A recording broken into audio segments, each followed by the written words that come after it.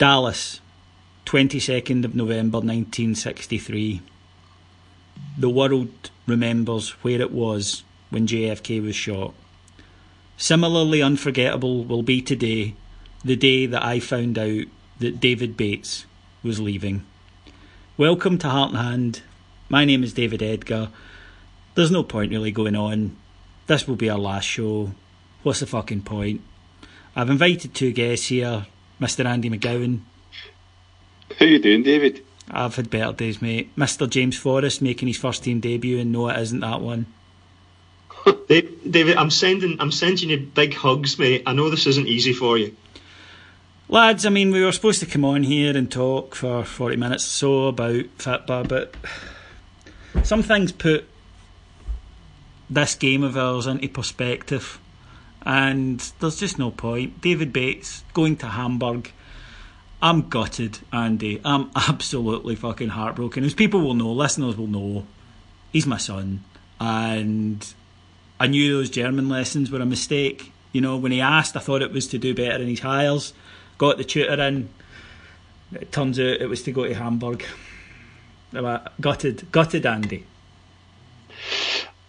Well, I feel your pain because I was a wee bit surprised.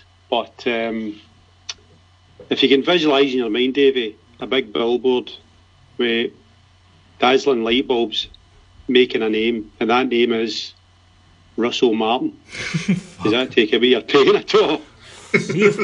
See if we have got rid of Bates and we keep Russell Martin, then I'll be narked. Right, if a naked man covered in baby oil runs onto the park to plant a flag with Davy Bates' face next season, could one of you arrange for a bail lawyer for me?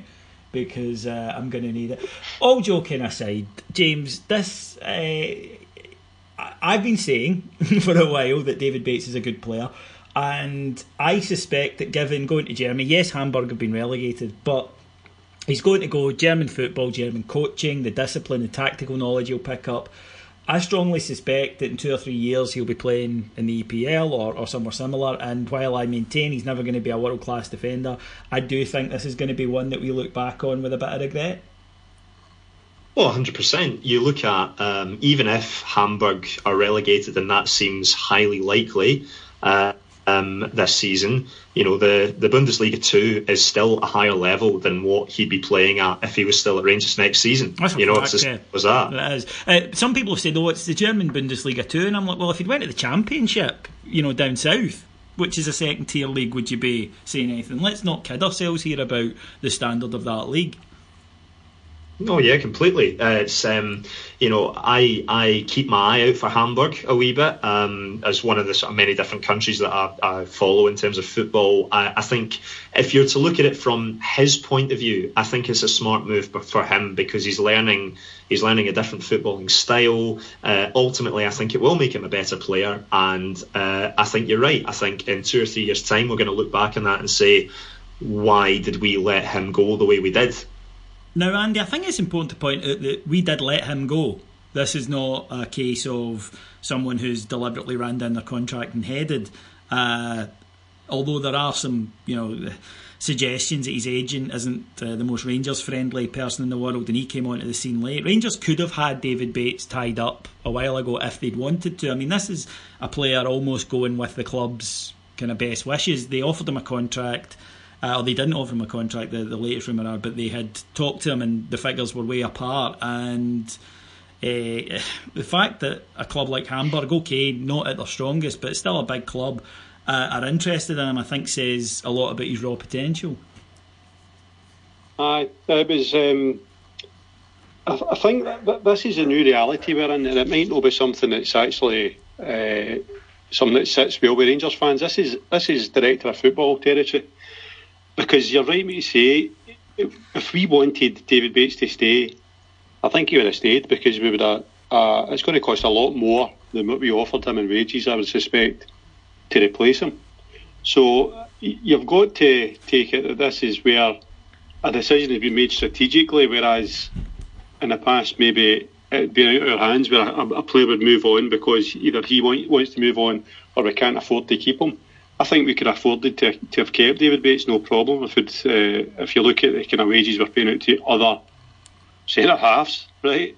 So, it's strange to the point of view that we've all seen something in him, and he's shown it this year, and he's basically shown this season that he's the best defender that we have.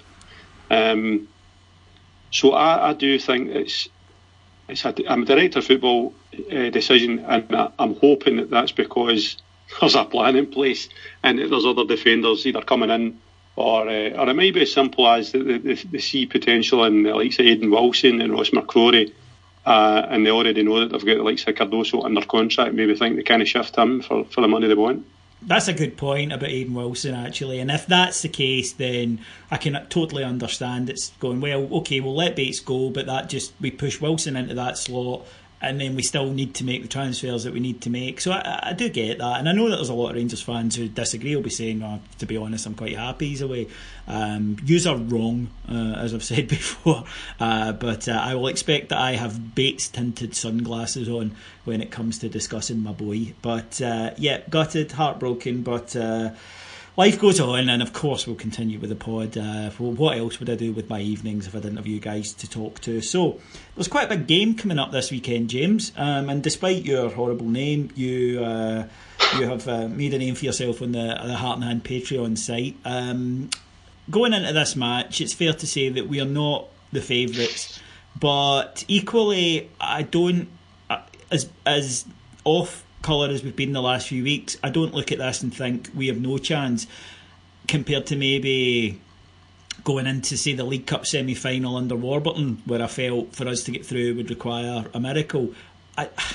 While I believe that Celtic were justifiably the favourites for this match in terms of performances and, you know, recent Old Firm matches, I do think that there's a spark of hope if we get our game plan right and if we turn up. The key word that you used there just toward the end was game plan. Now, if you were to just look at the two sets of players, you would look at Celtic's squad and say that they have, you know, overall they have more sort of better players than what we maybe do going into this game. But if we can implement the right game plan, this team is gettable. This team is absolutely gettable. There's no reason to suggest we can't go into this game, and with the right mindset and with the right tactics, we can get a result. I am in absolutely no doubt about that. Andy, where will the game be won and lost on Sunday? In their heads, because the mindset is a phrase you just used there. See, personnel-wise, football-wise, anything can happen in a one-off cup game, and we are more than capable of matching them on a one-off game. But this is going to take character, it's going to take desire, it's going to take very, very strong mental attitudes, which is what was missing in the latter part of the league game, because we had them on the ropes, and to my mind, it wasn't football that killed us, it was actually the mentality side of things where the pressure got to them. They realised they were facing 10 men, and that to not win the game would be unacceptable. So they had to go out and win the game, and they couldn't do it. So in football terms, which is, I know what you meant in your question, it's a midfield. I don't think there's any question about it, particularly because of the way we've been setting up for most of this season under Murty. If we set up the way we normally set up with the 4-2-3-1, I can't see us getting a result. I honestly don't think that it will come through for us, because what we're doing there basically is going toe to toe with them. They're basically saying our attacking players are better than your attacking players, and I'm not too sure that's the case, to be honest, especially when you look at the benches, the respective benches. Yeah. So I think we've sobered up a wee bit for the kind of pre-league game. I wouldn't say euphoria, but there was definitely a bit of belief amongst the support and the team, Bill, except that we could get a result then. I think the result then kind of deflated everybody, and I think it hit the team as well. I think there was obviously a 2-game hangover, so they need to find it from somewhere. They need to dig deep, and they need to prove to themselves first and foremost that they can beat this Celtic team. I think that's absolutely key, is they need to get the first one in the back, but of course that's easier said than done, and it becomes a bigger problem and compounds each time. And James, we did see that, I think, in the last half hour of the last league game, that almost panic set into our side when it became when it was 11 against 11, they went toe to toe and they did match them. And who knows what would have happened 11 against 11, but for some reason going down to 10 and then Celtic getting the goal and just sitting in, and we found it impossible to break them down. Our players panicked a little bit and they stopped doing the things that they had been doing well in that run up to that game and even during that game. And I think Andy's point about mentality is absolutely key. Do our players believe? And we saw this so often under Warburton and Caixinha. When we went into these matches, our players clearly didn't believe they were going to get a result. You could see it, that as soon as something bad happened, they collectively went, I knew that was going to happen. What can change in terms of their mentality, or what can be done to give them that, look, you are capable of beating this side, you should have beat them the last time, the reason you lost that game was you, but if you correct and you learn from it, you can knock them out? You see, I think a lot of that is down to how you're coached and who is in the dugout, who's there to be your leader in that circumstance. Now, you talk about having leaders on the park. You maybe look at that and say, do we have enough there at the moment? I don't think so. But also off the park, in terms of from a manager point of view, a manager can make you have that confidence. A manager can put you in the right, as the word that we used before, mindset.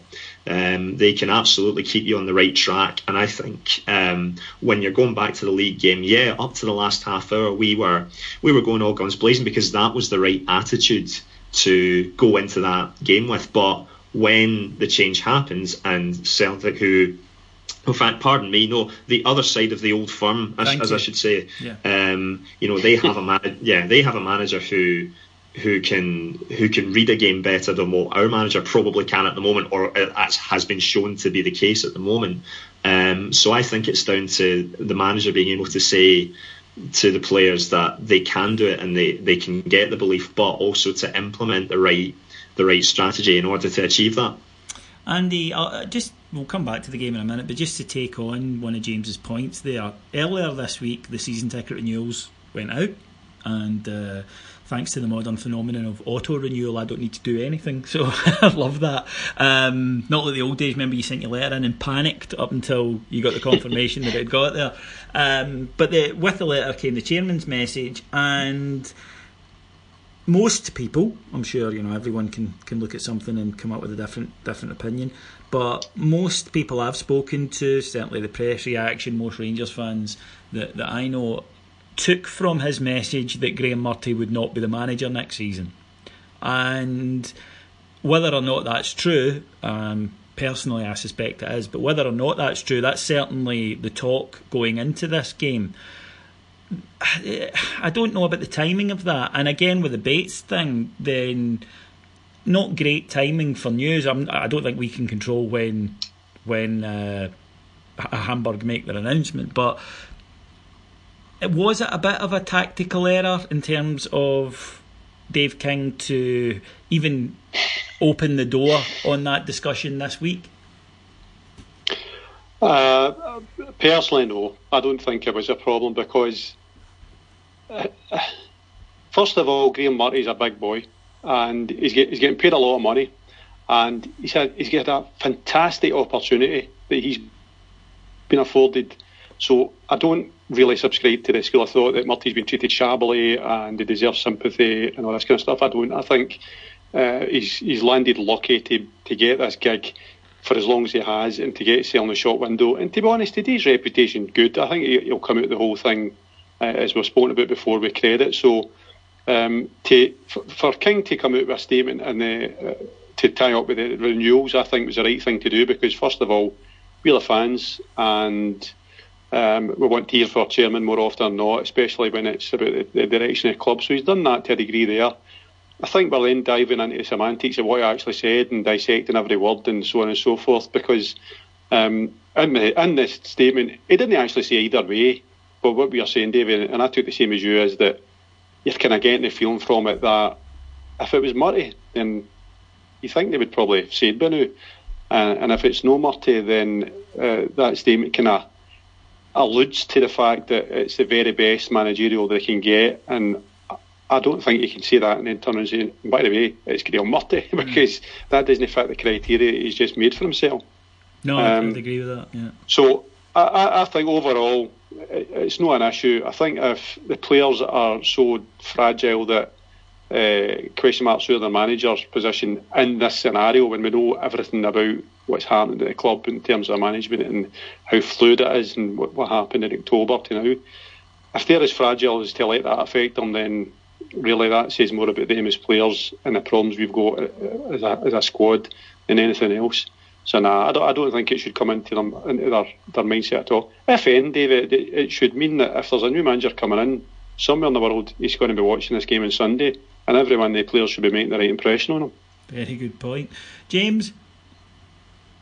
Yeah, no, I fully concur with what Andy said. I was okay with it because, you know, I think every Rangers fan in his dug probably knows that Graham Murray ain't getting this job. Even if we can get a result, I firmly believe that's still the case. I think I want to believe, and that's a key phrase, I want to believe that the board have been actively searching for a new manager. Who that is, the debate and the rumours will continue on that, I'm sure, until that's resolved. But no, you know, it's at the end of the day, the club have got to try and find a way to convince people who maybe, and it's a minority of people who have season tickets who are maybe thinking they might not be renewing because of what's been going on. You know, he's got to put out a statement to say, you know, we are looking to the future. We need to find someone who's going to come in and make the difference. So, no, I didn't really have any issue with that. I think it was the right thing to do. No, I agree. I think that I could understand why some people felt that maybe the timing of it wasn't spectacular, but season ticket letters have to go out regardless of when you're playing, and you're right, the chairman can hardly tell a fib in that one. He's got to be upbeat, he's got to be positive, and he's got to try and sell their vision of the future to the fans, especially at this time. Now, coming into this match, Rangers don't, at this time as we're recording this, appear to have any fresh injury worries. Josh Windass is back in training and he's tweeted pictures of himself, and he looks as though he's going to be ready to feature at some point during the match. We've talked about it, you know, umpteen times on the show, and I'm not going to harp on about Josh Windass, the player. I'm glad he's back, because even if he doesn't start, I personally wouldn't start him. I'll just put that out just now. For me, I'd be going with the extra man in midfield, but I would still love the option of him if need be, to come on if we were needing a goal or whatever. But Andy, the midfield, we've spoken about this an awful lot, about that extra man, because it has cost us against Celtic. It absolutely has in the past, and I think we're getting into the territory of, if we don't do something a little bit different, it's the expecting, you know, doing the same thing over and over and expecting a different result. If we don't look to maybe put in a Goss or a Holt, allow Dorrans to go a bit further forward and create a different sort of problem for Celtic. Yeah, I mean, you only need to look at Dundee last week and the problems they gave us early doors for the first 40, 50 minutes. They were getting beyond their midfielders, getting in between the defence and the midfield. It's a system that can cause us problems, because we don't necessarily have the players to do it without Ryan Jack or Ross McCrory in midfield. And the likes of Dorrans, who I like, he appears to me to know the legs to be one of those two sitting in front of the defence. So I've been thinking about this game coming up, and I'm thinking to myself, well, how are we going to set up? I expect us to set up the same way as we always do, right? Because I think if things were going to change, I think they would have changed by now, to be honest. I think Murty says, right, we need to kind of do something else, three at the back or whatever. So I think they will set up the way we always set up, this 4-2-3-1. And I don't think it'll be similar to what we started with against Dundee. I don't think Windass will start, but that will obviously depend on his fitness, which we don't know. Personally speaking, what my mind's been drifting back to is Murty's first draw at Parkhead, the Clint Hill game. Yeah. Friend of the show. We basically, sorry, on you go. Friend of the show, Clint Hill. Oh, aye, Clint Hill. So we played two banks of four that day, and we sat in and we kind of hit them on the break, and it frustrated Celtic and it really worked. And then Caixinha done the same last year in the semi-final. We kind of played a more reserved game than we normally do. Again, I visualise it, I might be wrong, but I visualise it as 2 backs of 4. I think we had Hodgson at right back and Tavernier moved up the park. And although we didn't hurt Celtic much that day, we contained them, because remember at that time Celtic were absolutely flying. And now I happen to think that we've got the players that are absolutely ideal to playing teams on the break. Murphy, Candeias, Windass, right? So if Windass starts, I would be starting him as a striker, right? No one of these kind of, what is he, a striker, come midfielder. Get him right on the shoulder of their centre halves and kind of getting them the ball in front of him, if you like. And to do that, you have to play a wee bit deeper and play on the break. But that's my thoughts. I don't think Murty will do that, because, as I say, I think we would have tried it before now, even partially, if we're going to play in the semi-final. But I honestly do not hold up much hope if we go in with our normal formation, because Celtic have got it sussed. Most teams have got it sussed, to be honest. James, any disagreement there, or? No, I wouldn't say so. I agree. I think we need that extra man in the midfield.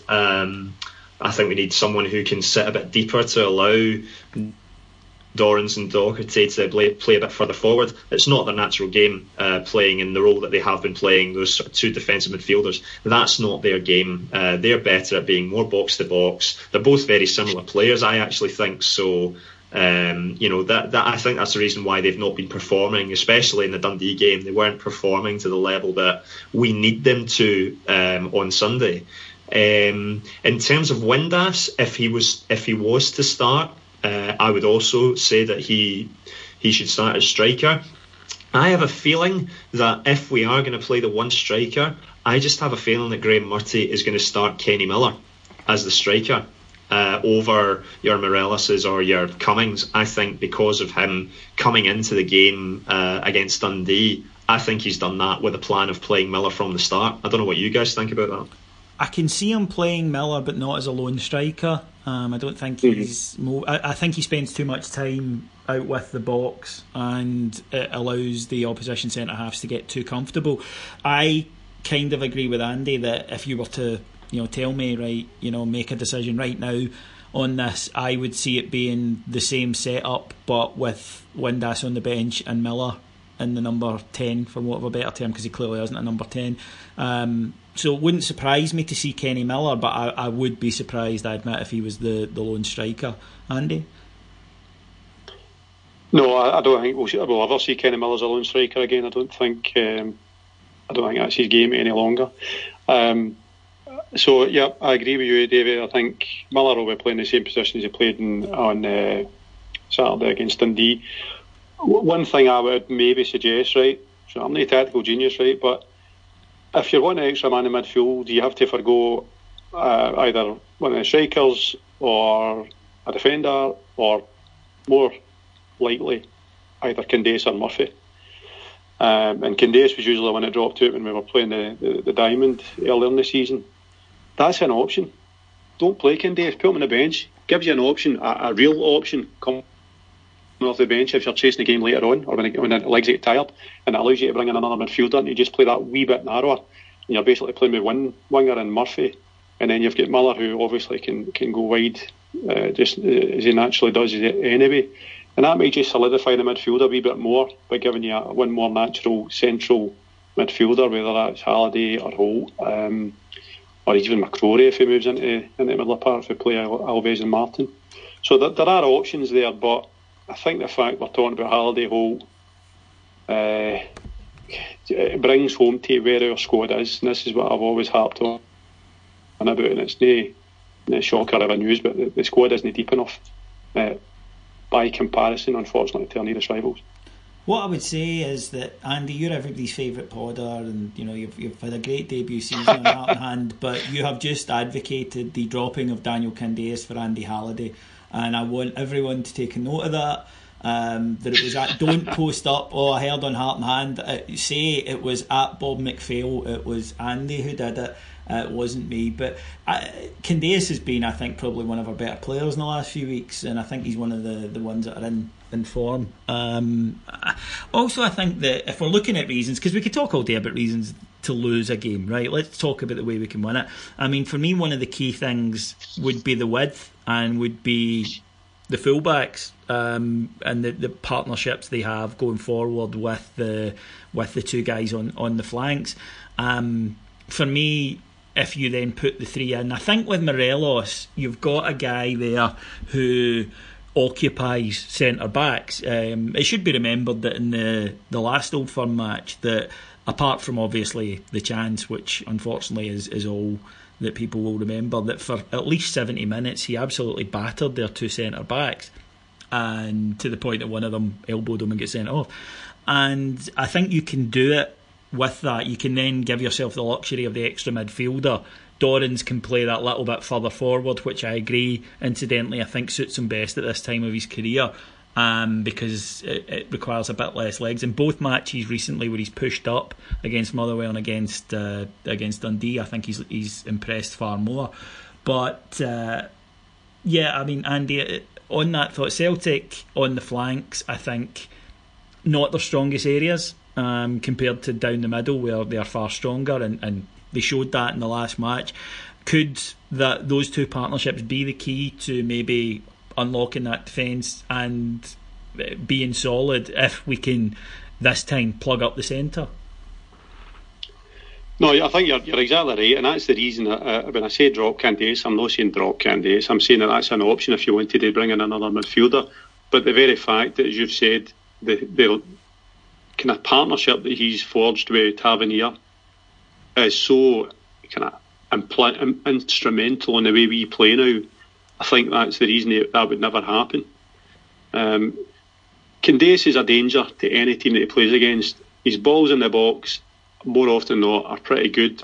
What busts me every week is that a lot of the balls are to the front post, and they're usually swept away by a centre half. We've seen it at Motherwell 10 times. We've seen it on Saturday to a degree. What we need to then see is midfielders busting a gut to get in at the front post, because that's something that Morelos isn't particularly hot at, is a 5-yard burst across the front post. He usually sits in between the 6-yard line. So I think you're right. The width is something we've got in our favour. They're going to come at us with potentially Roberts and Sinclair or Forrest, so they do have attacking threat, and to my mind the best way to combat that is to go at them with the same, and we've now got two good wingers that can do that. But it's all conundrum. It leaves space in the middle of the park, and it's where do you take a player to shore up that middle of the defence, middle of midfield. I'm surprised that we've no at least tried three at the back at some point this season for that very reason. Because that's what Celtic do. They play three at the back all the time, and it allows them to put an extra man in the middle of the park and keep their attacking the three guys up top that they like to have, and it works for them quite often. So I'm surprised that we've not done that, given that we've got, when they've all been fit, we had 3-4 decent centre halves to choose from. James, touching on that, the obvious change to shore up the midfield, I think, looking as laymen and looking just at it, would be obviously McCrory, but there is then the concerns about what that would leave us with at centre back, because you then have Alves and Martin, both of whom are, I think it's fair to say, haven't overly impressed this season. Let's be honest, and I think there are concerns about the lack of mobility that centre back pairing gets you, and also the fact that Alves does have a tendency to, because he knows he doesn't have the pace anymore, to sit back a little bit, which is understandable, but it allows teams to push on us, and I think creates an extra problem for the midfield. I mean, who would have thought at the start of the season that we'd be sitting here now saying, you know, we'd rather Ross McCrory as a centre-back over Bruno Alves? I mean, geez. It just shows you, doesn't it? The wonder of football. Yeah, I think our issue is the centre of defence because of the lack of pace, and I think that's one of the reasons why fans have been so impressed with McCrory, is that he has that bit of extra speed over other central defenders, which has proved very useful on many occasions.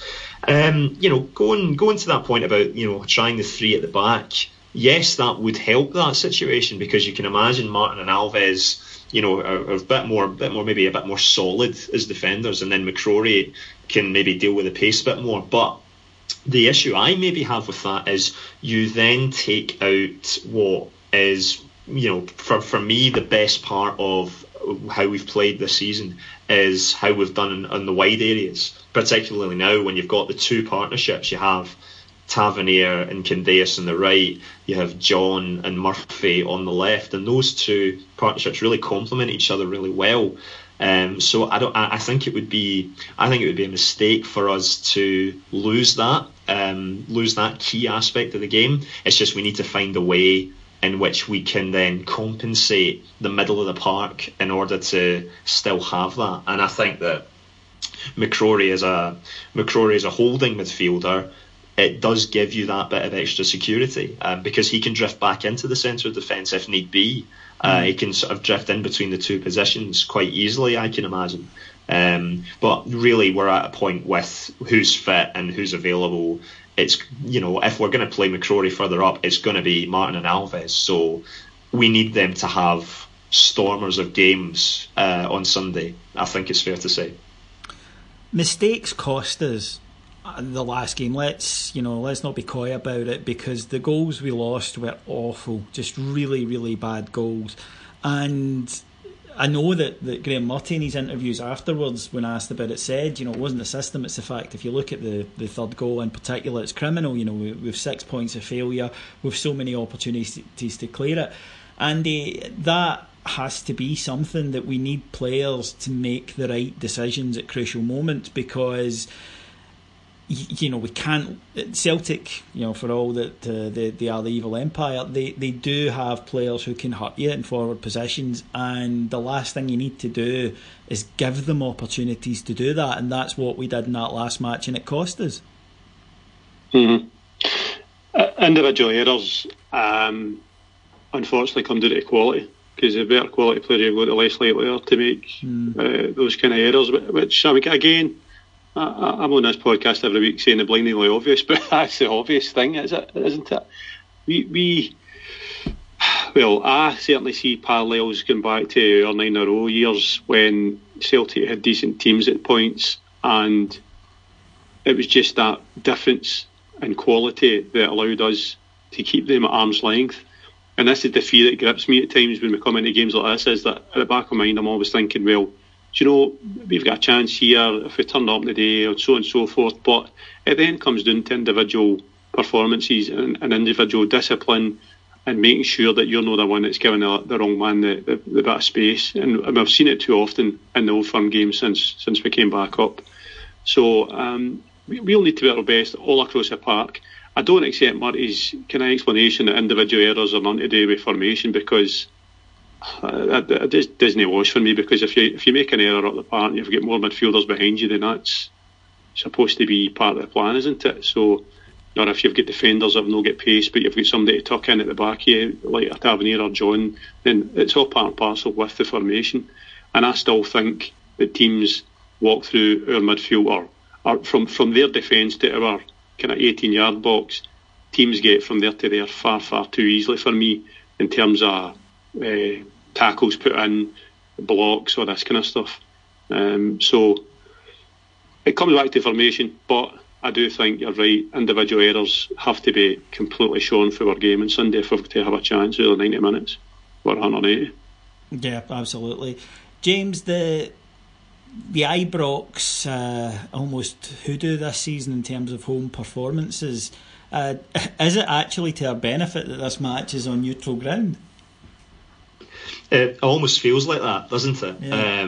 It almost feels like there are quite a few players that actually handle, aren't able to handle the pressure of Ibrox as much as what they do at away grounds, or maybe even at neutral grounds as well. So, I don't know whether we can say too much about, we give ourselves a better chance. The fact it's not at home, that shouldn't be the case.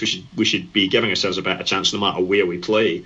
But I think we just put this season down to one of those ones where our home form is just practically shit. So yeah, let's just see how it goes. Maybe it'll be interesting to see how we play at Hampden compared to Ibrox, considering we played them not that long ago. So it'll be interesting to see the difference. Possibly there might be something in that.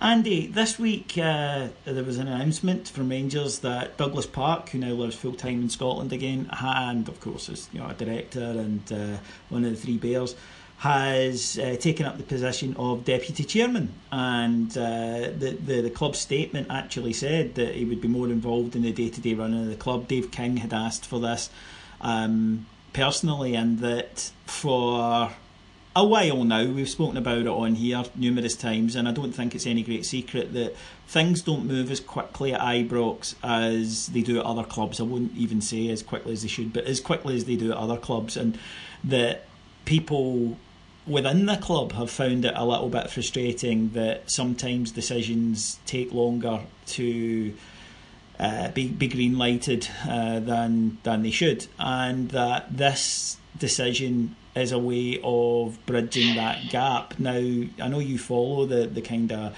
off-field stuff quite closely. What's your take on this decision? Is it a good thing? Is it a bad thing? I mean, what was your take when you heard it? Well, I think the key take for it is it was at King's request, first of all. I think Douglas Park is a big hitter in every sense of the word, right? So he's a big investor at Rangers, and I think it's fair to say that his son has had more of an influence in the past couple of years than his dad. So it's a kind of return to the fore for Douglas Park. A very good thing for me is that it demonstrates the relationship between King and Park for a start. You've got to presume that if somebody's asking for Douglas Park to kind of come back into the position of vice chairman and be his man in Scotland while King's abroad, there must be a strong relationship there, which is something for me that I think a lot of us kind of take for granted. What you've got at Ibrox just now is a plethora of investors. And when you get a plethora of investors, 5, 6, 7 people that are putting money in to different degrees, you can get a wee bit paralysed by decision by committee, because it's everybody's money that's on the table. And it's very, very easy in businesses, not just football businesses, but any business of that nature where you've got more than 2 or 3 people making decisions or having their money on the line, for fractures to occur. And when you then put that in the pressure cooker of being a Rangers board, non-football board or football board, it's quite a thing that they've managed to get this far into the game without having any cracks appear. And to see Douglas Park get the vice chairman position at King's behest was something I took a great deal of heart from, because it means that we've got passionate people at the top of Rangers. And regardless of what you think, right, so regardless of your opinion of King, regardless of your opinion of Douglas Park, Graham Park, any of them, any football club in our position that needs to get back and go through such a period of change and resolve and everything else, you need to have people with passion, because it's the passion that will drive them through when things get tough. Whereas when you've just got jobbing chief execs or directors and so on and so forth, that's not quite there. So I think it's a good thing, David, and that's my personal opinion, to see Douglas Park. If it makes things happen quicker on the ground in terms of the football board, like Stuart Robertson asking for things to happen and needing a decision from the actual people to write the cheques, then that's obviously a good thing as well. It might mean Douglas is putting in more money, it might be more investment. Well, obviously he's going to with the share issue. But I think, well, I've said my piece on the board a lot of times on the pod. I think we're going in the right direction off the park. On the park, it's debatable, but we're definitely going forward. But the on the park is the real hard part. You just look all over the UK at clubs that have come back from the depths and how hard it is to get it right. We'll get there eventually. We've just got to kind of persevere. James, on that, and I would agree actually with everything Andy said, so I just wanted to say that. There's no point me giving my opinion because it's pretty much what Andy described. But I did think, though, that it was quite interesting that in most businesses you'll have the CEO who runs the business and a board and a chairman, and the CEO does make the decisions and then will be reviewed by the board. That's kind of how it works. Whereas this, to me, indicates that Stuart Robertson still doesn't have that authority because, again, they're not saying, right, well, King is, has other, business interests, he's in South Africa, so they're not saying Stuart, you run the club day to day and occasionally meet up with him and run the big decisions past him. They're putting in another decision maker. It doesn't really speak a lot for Stuart Robertson's influence within the club. Oh, I know. I mean, to be honest, I wouldn't consider myself someone who knows a great deal about things like this in the same way that someone like Andy does. But I find that point on Robertson very interesting. It's not one that I would have thought of before.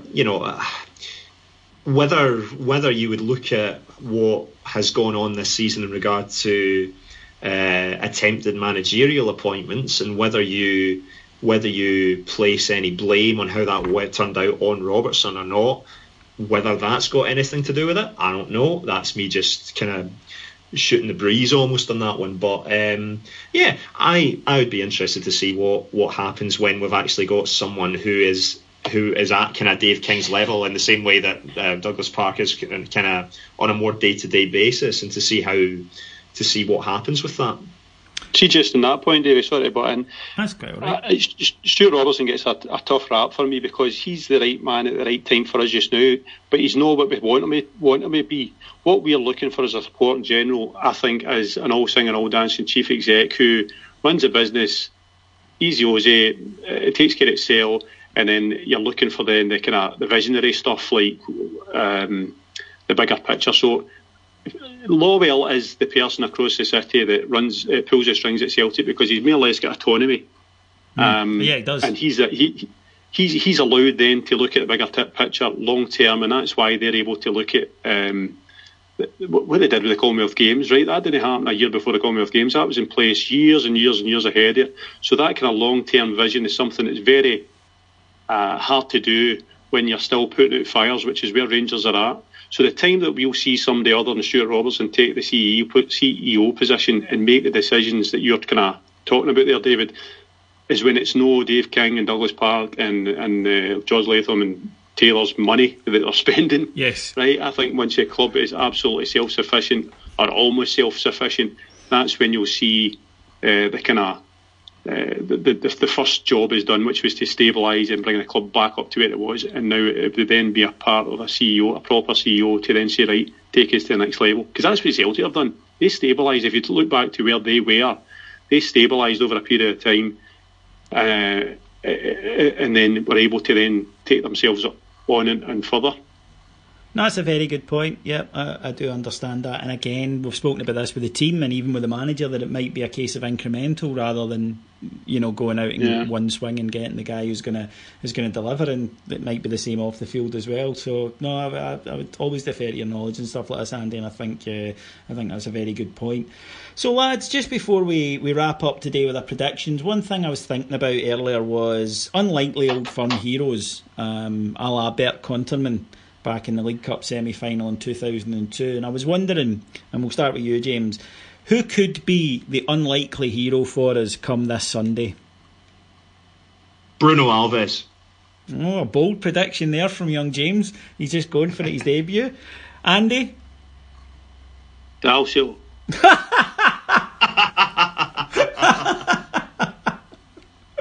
No, seriously, I think a hero in that team. I don't know.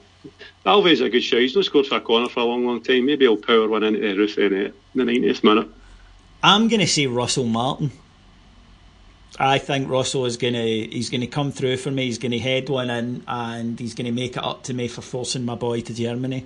I think. Do you know what I was going to say? I was going to say I think what's going to happen is there's going to be a shock name on the bench. It's going to be David Bates. He's going to come on for an injured Bruno Alves in the 85th minute, He's going to score from a corner, and then he's going to celebrate by taking off his Rangers t-shirt, and it's just going to be a t-shirt underneath with your face on it, and underneath he's written, "I'm sorry, Dad." Sorry.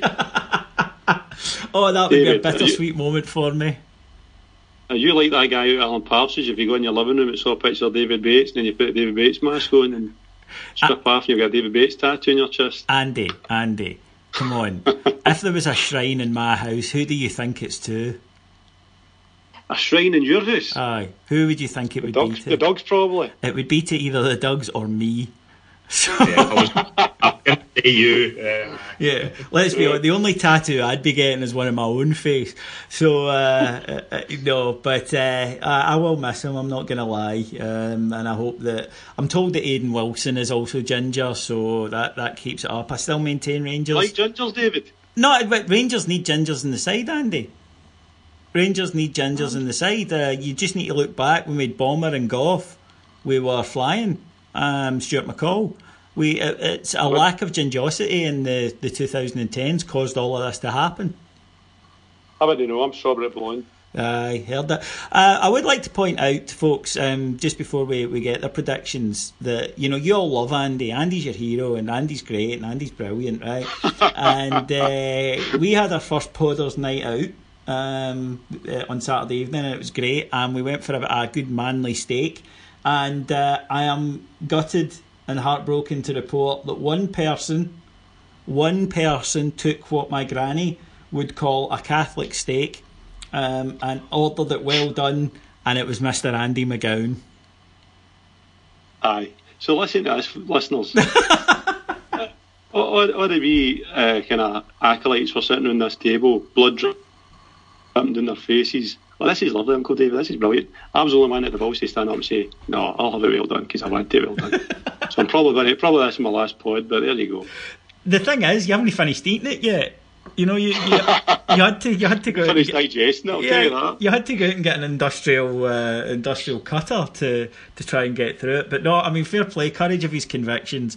He did even try and argue at one point that sometimes you don't need a belt, but I think he realised quickly that way madnessly, and he retired back. But no, a fun night was had. And if you want to hear more from all of us, and panel included tonight, then you just need to go to the Heart and Hand Patreon page. It's $1.99 per month. That works out at 3 pence per hour for the content that we do. Tons and tons and tons of shows, including James's new one, Making Headlines. That's right, yeah. I've got a book which has got loads and loads of different newspaper headlines going back to about 100 years ago. So what I decided to do with that is to kind of look through it, article by article, do a bit of background research on what was going on with Rangers at the time, and then give people a bit of context as to what the game that was reported on means, and also, how the season turned out. I've also got a show which is based on European football called The European Hangover. I do that with Mr. David Kerr, and we look at all things European football, but with a bit of a Rangers twist as well. So $1.99 per month. Check it out. I think you'll like it. If not, you know that we will be back on Monday with the free shows, and hopefully celebrating a Rangers win. Okie doke, lads. Prediction time. We've gone nearly 50 minutes. It's not cutting time. Andy? 2-1 Rangers. James? 3-0 Rangers. He's going for it. I'm going to go Rangers 2-0. 1-0, they batter us and we score on the break. That's what I'm going for. And fuck, I would love to be right. Okie doke, folks, we'll be back on Monday. Till then, I sincerely hope your team wins on Sunday. I will talk to you all again on Monday. Cheers, bye.